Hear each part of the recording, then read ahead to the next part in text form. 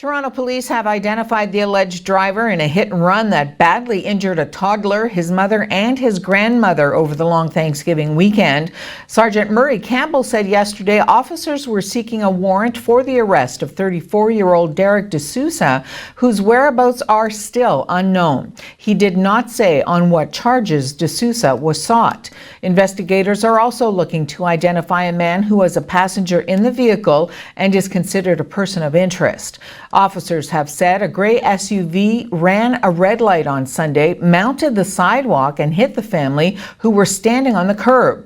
They said the child's stroller was smashed to pieces and the vehicle's 3 occupants took off, one of them on foot.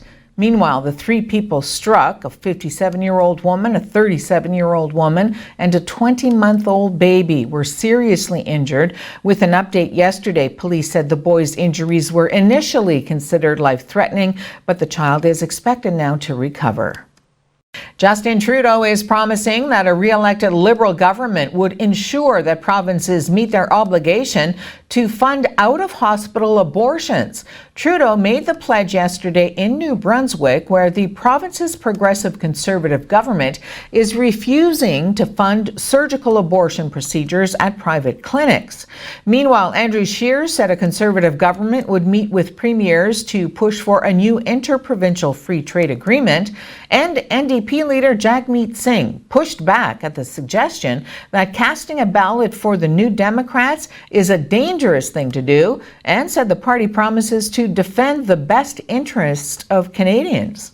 Clear conversations when I was leader and when I was Prime Minister on ensuring that New Brunswick moves forward on protecting women's rights. And that's why it is so frustrating to me to see the government of New Brunswick continue to challenge and limit women's rights and women's access to abortion.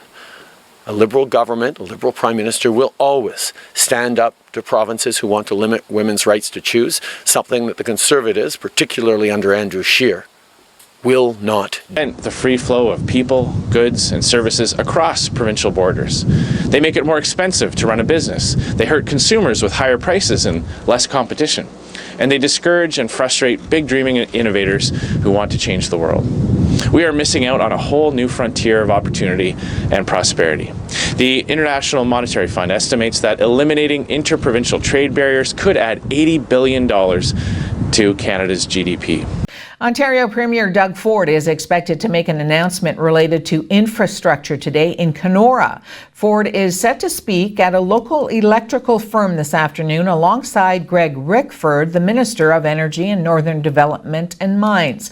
The Premier has been laying low for weeks now, making himself available to answer journalists' questions just once since the federal election campaign began in mid-September.